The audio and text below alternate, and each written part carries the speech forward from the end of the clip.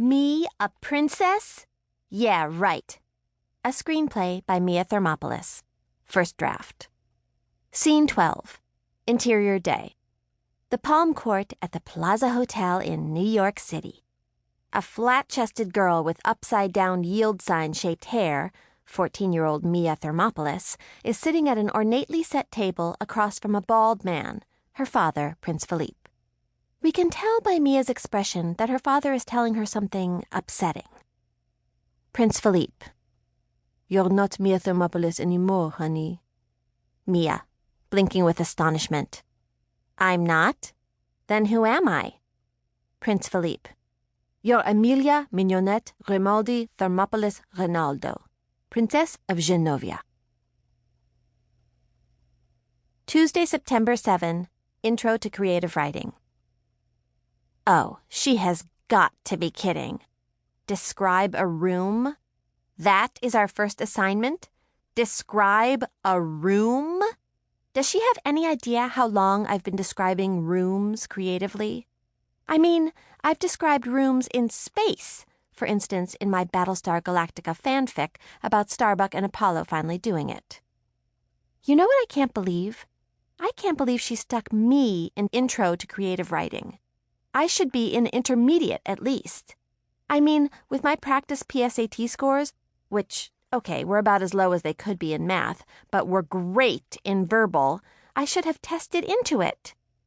And okay, the SATs don't measure creativity, unless we're supposed to believe that those people grading the essay part really read them. But my verbal score alone should prove that I'm capable of describing a room. Doesn't she know I've moved on from describing rooms, and even from writing novels, to writing whole screenplays? Because Lily is totally right. There's no other way I'm ever going to get a true representation of the story of my life onto the silver screen unless I write it myself. And Lily directs it. I know it's going to be tricky finding financing and all, but JP said he'd help. And he knows tons of people in Hollywood. Just the other day, he and his parents had dinner with Steven Spielberg's cousin. Why can't Ms. Martinez see that by putting me in Intro to Creative Writing instead of Intermediate, where I belong, she is repressing my artistic growth?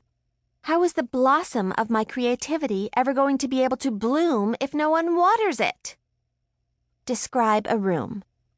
Okay, here's a room for you, Ms. Martinez. The 4 stone walls press narrowly against one another, glistening with moisture dripping from the low ceiling. The only light that filters in comes from the single, tiny, barred window near the ceiling.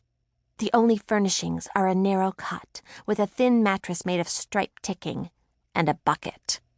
The purpose for the bucket is made obvious by the stench emanating from it. Is that what is attracting the rats that lurk in the shadowed corners, their pink noses quivering? C-. Mia, when I said describe a room, I meant describe a room you know well. While I'm certain dungeons like the one you're describing do exist in your palace in Genovia, I highly doubt you've spent much time there. Furthermore, I happen to know from my membership in Amnesty International that Genovia is not on the watch list for inhuman treatment of prisoners, which leads to my next question. When is the last time the dungeons in your palace were even used? And I believe a man as forward-thinking as your father would have installed a proper sewage system in the palace by now, making the need for buckets for human waste obsolete.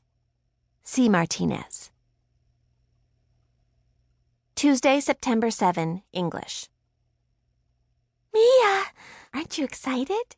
It's a whole new school year. We're juniors, just 1 year away from ruling the school. Oh, your hair looks great, by the way. T. Do you really think so, Tina? About my hair? Mom and I took Rocky to Astor Place hairstylist yesterday for his first haircut, since it was the only place open, seeing as how it was Labor Day. He wouldn't stop screaming bloody murder about it, so I volunteered to let him trim mine first to show him it didn't hurt. I have to admit I was kind of startled when they got the clippers out. I think it's great. You look just like Audrey Hepburn in Roman Holiday. What did Michael say when he saw it? I haven't seen him since I got back from Genovia. We're meeting at No. 1 Noodle Sun tonight, though. I can't wait. He says he has something very important he needs to tell me that he can't tell me over the phone or IM. What do you think it is? And number one noodle son, that's a little out of his neighborhood, isn't it? Isn't he moved into the dorm yet? No, not yet. Something about his housing. I think that's what he wants to tell me. Maybe he's getting his own apartment or something. Oh my God! Can you imagine if he had his own place? No roommates to burst in on you? And his own kitchen. He could make you romantic dinners. I don't know if that's what it is. He was very vague about it on the phone. He better be getting his own place.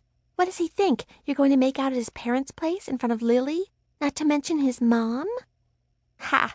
Although Michael's mom probably wouldn't even notice. She spends so much time up at Michael's dad's apartment. Are the Doctors Moscovitz getting back together? I hope so. Michael says they've started dating.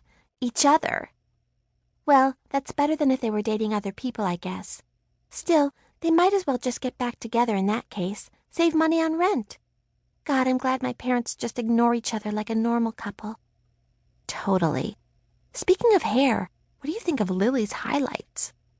She says JP prefers blondes. I don't know.